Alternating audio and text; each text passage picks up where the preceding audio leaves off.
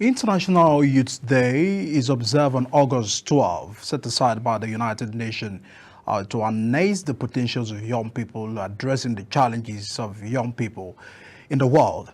Most times, stakeholders and groups have also been marking the day and looking at the context of what young people tend to might be going through in the country like Nigeria. It is imperative for the discussions to keep on, to be on the front burner, looking at also the fact that many bills and policies have been made by government to incorporate the young people into the nation building. But the question has always been the fact that a proper engagement, a proper involvement of young people in what policies of government, in what concerns of government, in the digitalizations of the current nature of the world is paramount, looking at also the fact that much have been said and with the policies that we have on ground probably may not be enough in addressing this. But we ought to also continually engage the young people and also look at the better days ahead.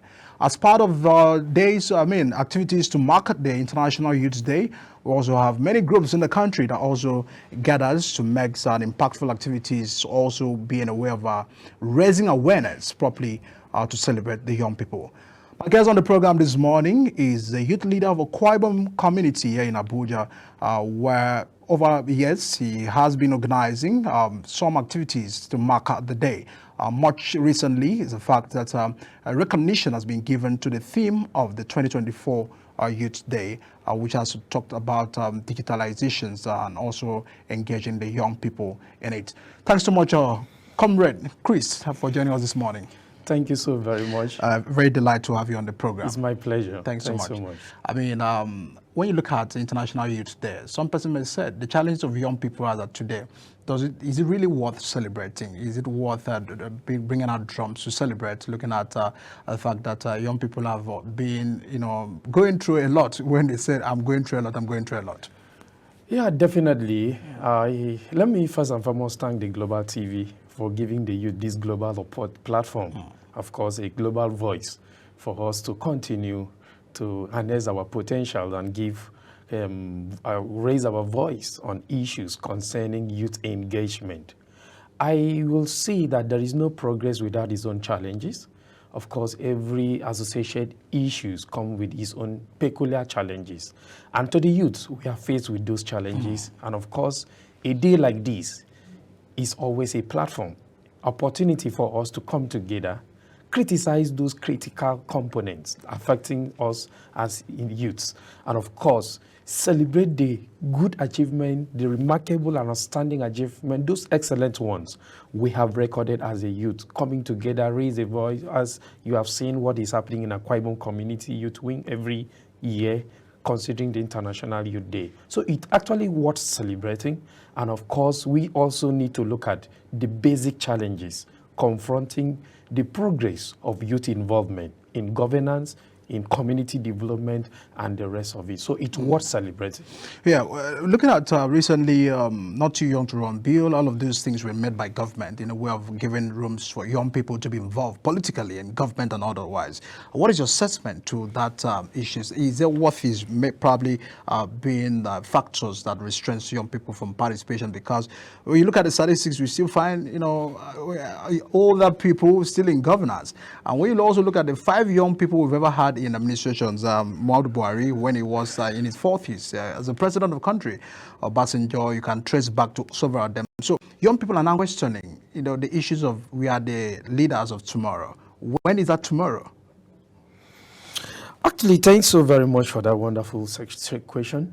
But I must say, as a people, that the young to bill, not too young to run bill wasn't a problem, and is a very nice bill initiated by the government.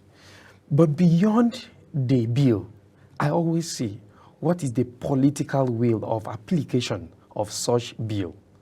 And coming to, I wouldn't want to call name, you realize when a bill was passed some time ago, and a leader in the country came out and still begged the youth to still hold on. Let him finish his own.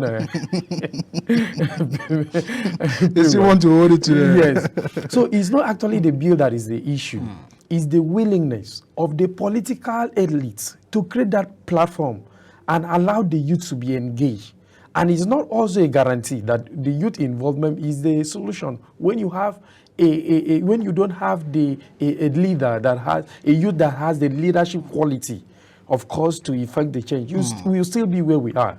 So it is a nice bill, good of it, there is nothing, but as the youth, we have to look inward and look at our leadership quotient, how we can take advantage collectively with such bill and raise the voice. And we also beg the elites not to dominate everywhere, not to dominate, but we have started seeing some level of progress. Like, I think this is one of the youngest minister of youth we ever had, a young guy by the current administration. So we want more of such appointment. We want more such engagement, considering that the political campaign electioneering processes that will guarantee youth involvement is too hectic. And we need to disbundle such processes so that they can be each free for us, considering the volume of cash money for the buying of form and the campaigning, everything. From the political parties. Of course, from the political parties. So we need to sanitize through electoral reform and the rest so that the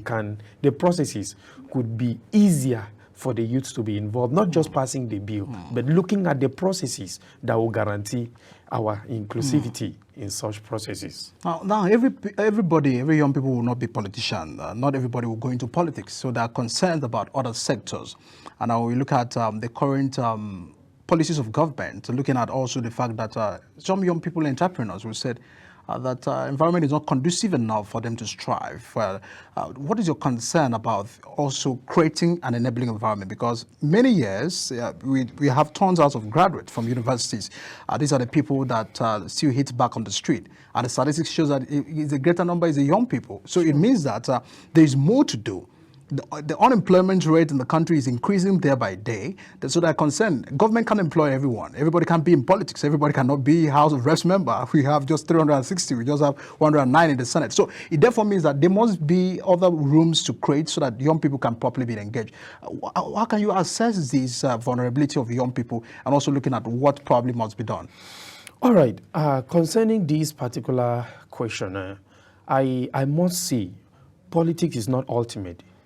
To me, I keep saying it in different social platforms. I have opportunity that politics is not a career, especially for the young world. But that should not undermine our engagement, involvement to enhance our own quota.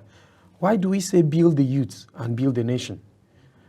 That means for a nation to be built, we must build the youth, because we are the major component of any country that has no place for its youth has no future. So that is why you hear the youth say, build the youth, build a nation. So for us to build a nation, we must also go beyond politics.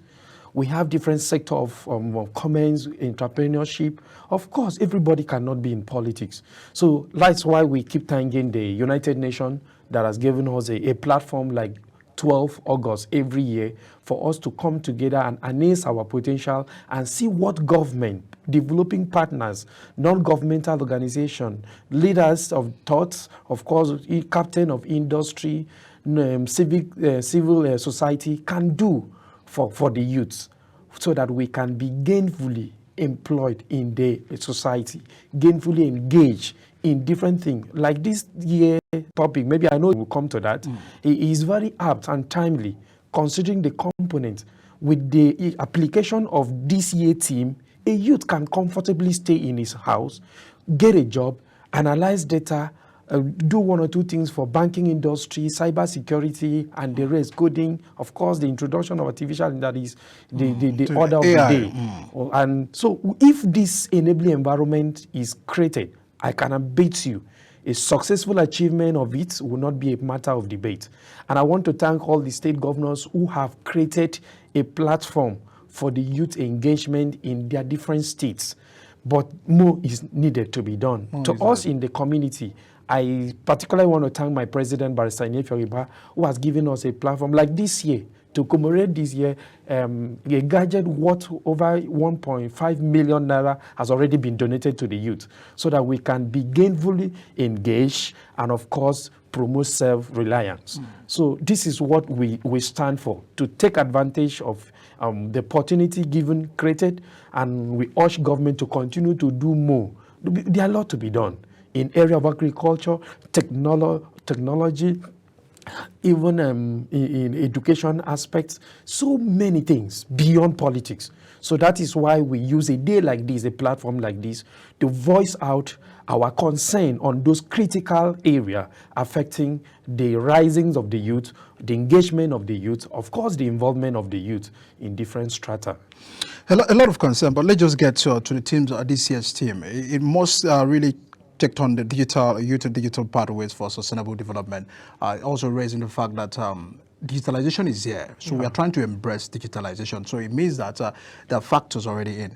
Recently, we've seen 2020 NSAS protests was because of the police brutality. Sure. So every young people was walking on the street was tagged to be, a common Yahoo boy and all of that. And all of this. So these are what the challenge young people have also been facing. So it means that there are some persons that are yet to embrace the generation we are. It means that all stakeholders also create awareness so that they can understand the reality on ground. That not everybody who carries a laptop walking on the street has to be tagged that particular name. So a concern has also been brought. What should be done to embrace this new dawn? Because we've seen many harassments by some security agencies, EFCC, you can count them. So it means that yes, it has its own challenges. It has its own negative, the digital era has its own negative issues that it's also bringing. But we must begin to embrace this as what is obtainable, in other wars and climes. What's your concern? Yeah, my concern is very critical at this point because of the negative notion, in quotes, the war, and then, of course, the agencies, like you rightly mentioned, have a concerning youth when it comes to digitalization, involvement of the youth. And we cannot also say or conclude that this platform could not also be used negatively in advancing in our society. Yes, there are those negative components. But our concern is on the positive side because we want to grow. We want to build a nation. We want to make ourselves self-reliant, the youth. We want to create jobs for the youth. And these are the easiest opportunities that these can come. So as my take, I encourage government at all levels, from the United Nations, who has given us a platform like this, the World Youth Day, to see how we use this platform to sensitize and, of course, embark on aggressive educational awareness, which is a component of digitalization. With the digitalization, you can even stay at your home, have online classes, visual classes, online courses, and then make education easy to access and possible. This is the function of digitalization, and it ought to be taken a due advantage of. Then if you look at community engagement, so many campaign has been raised via social medias, application of innovative apps that has also encouraged entrepreneurships, where you can stay at your home, order goods, of course, sell through the use of one application or the web development by any expert. This is very apt and should be taken very, very seriously at a time like this. We have other facilities promoting awareness on government policies and, of course, advocacy, where youth come together in a digital platform and advocates for what we feel. If properly announced and, of course, implemented, effective implementation, acceptable design of such implementation will also be a gain to the youth. These are all functions of digitalization. Don't forget that digitalization itself is a conceptualization that should enhance youth actualizations of their dreams and aspirations.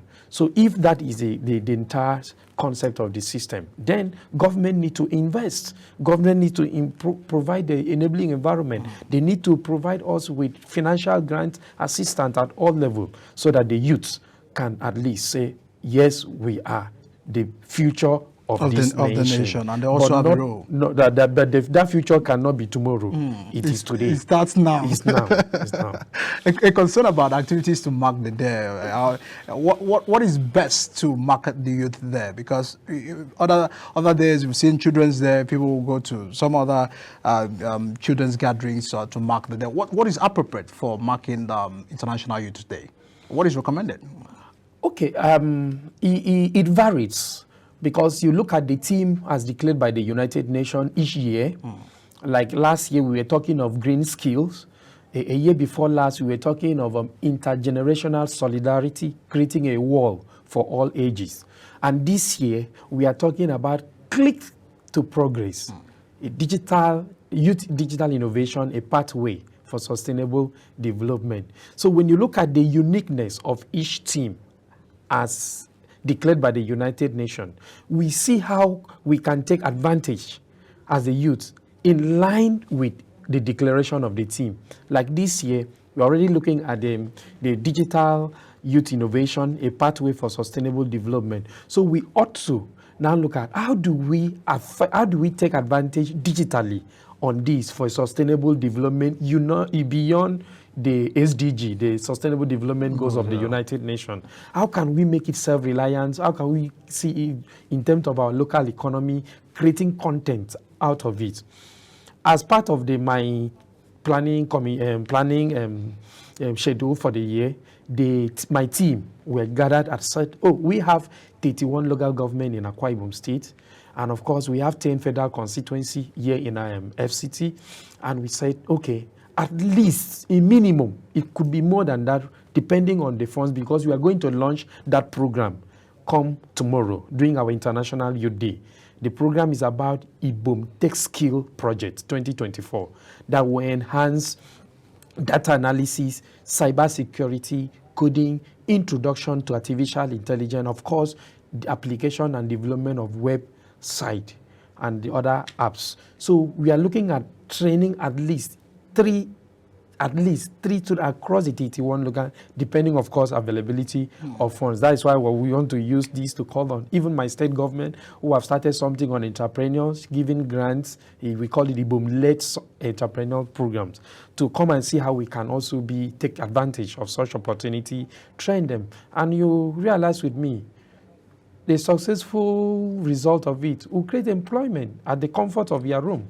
You can get a job from NGO, hospital, or any data enhanced organization, generate data, manage data, and send back to them and do their statistics. So we need these skills. So this year is very peculiar because I know very well at the end of it, we will take a judiciary, make use judiciary usefulness of the team through those training. And locally, we have a couple, one of us who is very good in designing center rock, food, right, that is coming. It's about innovation too. So it's coming to train some youth on how to design those center rock and then food mat, just to create employment opportunity in a time like this. Do you feel that we've properly harnessed the potentials of young people in the country? Because when you look at some of these stars you've mentioned, we've seen the fact that our young people are doing exceptionally well. When people leave the country, the Japa syndrome, it also concerns the fact that probably a more, a conducive environment or incentive is being given out there. Do you feel that we have properly harnessed the potentials of young people we have in the country as it is now? I will not say yes or no, but I will say we have made progress. But at the same time, is the progress progressive enough? My answer is no. Because if you look at the available statistics of the youth population and the number that have been employed, gainfully employed, you see the margin is too wide. So I will not say we have done much, but have we made progress? Yes. Is progress progressive enough? No. So the government need to look inward.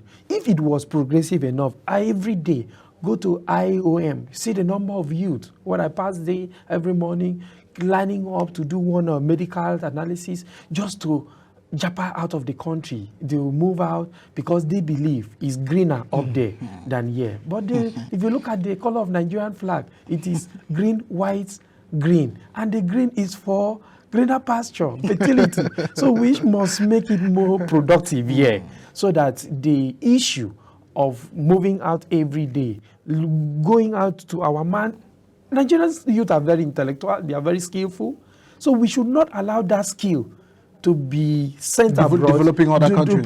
Developing other countries. While there is a vacuum here. Earlier this month, I heard that the federal government wants to start giving a stipend to all the youth, the graduate have not gotten something done. That program could have been initiated long before now. Because of inadequacy, no industry, no production, we should not allow this monetary issue to come and control us. Rather, we should look at our content, our internal market, local market. And the youth are the driving force for this, looking at the strength and the age. That's why you see most of the banditry, kidnapping, bukaramic activities, and all forms of social vices perpetrated by the youth. Are they jobless? Yes, of course. So I want to encourage the government at all levels. If creating a job for these jobless, you will see a reduced crime rate in the society. It will be a great achievement. It's about engagement right there. The young people are not properly engaged, which is also creating room for all of this. Of course. Would it be issues of trust that some people, because when you look at some of the challenges young people have, they have not properly been embraced into the sector. Go to different ministries, you've seen that young people can't even get to some ladders and all of those climbs. What might be an issue right there between the elders and the young people, and what we should do better moving forward? Well, I wouldn't undermine the issue of trust, okay? But I also believe in English, they say it's only a trial that can convince you. Design an acceptable program right from school that will build the trust on daily basis of Nigerian citizens on government, and so that government in turn can trust her citizen. If this is done, you will know that the process that brings this caliber of youth to the society could be self-reliant. But I'm not saying we are perfect as a person, but there are methods we can filter those untrustworthy characters and then shave them aside and look at the merits and how to tap from those innate potential within the youth cycle. If that is done, I still continue to assure you, productivity will not be an issue within the youth cycle. So the trust is a factor.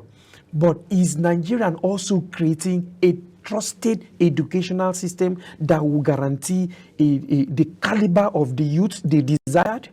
That is another question. The curriculum in the schools are questionable. Very quite. You see a lot of these things, the curriculum that was used 15 years ago with the advent of digitalization of what we have now, that's supposed to be reviewed digitally to meet the 21st century compliance, is not there. So the system that produced the youth also determine the productivity, the outcome of the type of youth the society wants. So it is a huge burden on the government to see how they can sanitize the whole system and bring the best out of our youth so that we can say, yes, we have a country called Nigeria.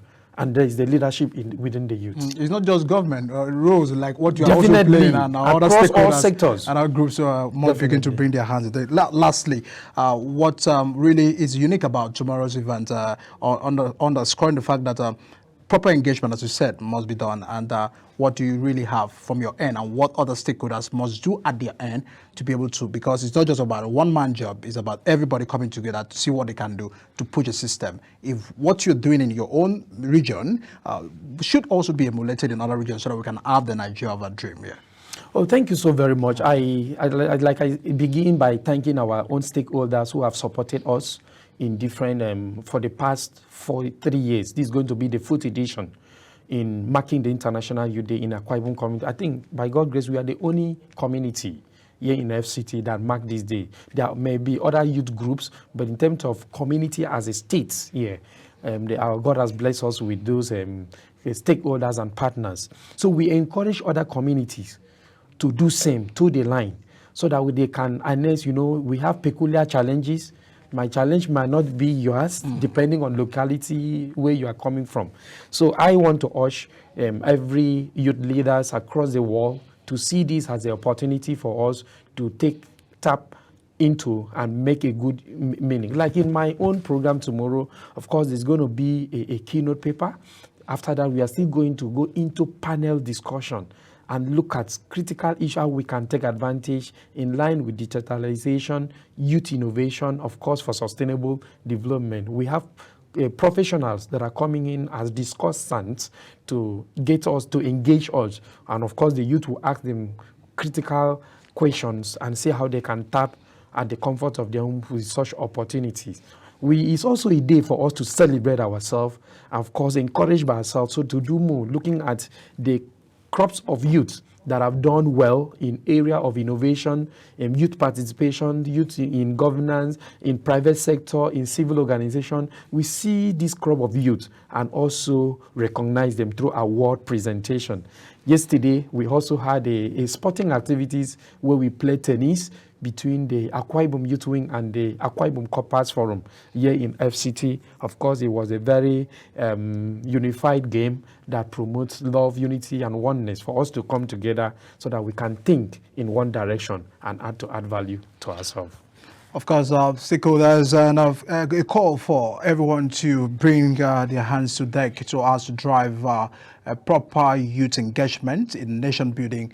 Is a clarion call for everyone. The young people are ready, the young people are anticipating, the young people are very much interested in getting engaged and involved. And of course, as government and stakeholders and groups, we ought to also create an enabling environment so as to harness properly the youthful populations we have in the country for the national development. Thanks so much, Christopher Udoh, youth leader at Akwa Ibom Community Abuja. Thanks so much for joining us on the program this morning. Thank you so very much for having me. Thanks so much. And of course, we'll go on a break, and once we return from the break, we'll finalize the discussion on the program. Do stay with us.